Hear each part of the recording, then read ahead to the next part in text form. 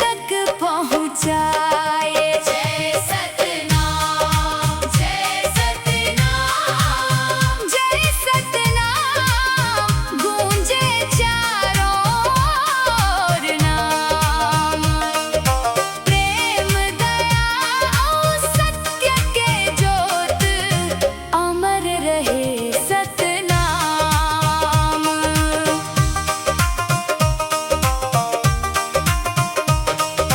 दुख के बादल छंट जाही, सुख के बिहान आही।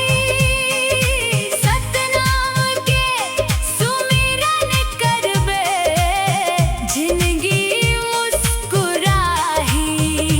हर जन मन मन प्रेम जगाही, मिट जाही सब पीरा। गुरु घासी बाबा के कृपाले, चमकही भाग्य लकीरा। जय सतनाम, जय सतनाम, जय सतनाम, गूंजे चारों ओर नाम। प्रेम दया और सत्य के ज्योत, अमर रहे सतनाम।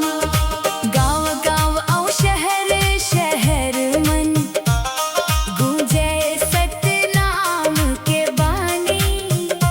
बच्चा बूढ़ा और जवान गावत, गुरु के महिमा ज्ञानी। मांदर झांझ और मंजीरा बाजे, झूमे सकल जहान।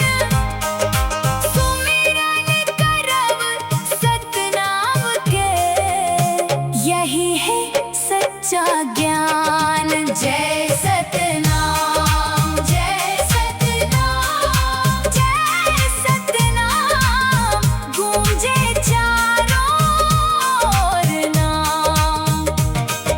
प्रेम दया और सत्य के ज्योत, अमर रहे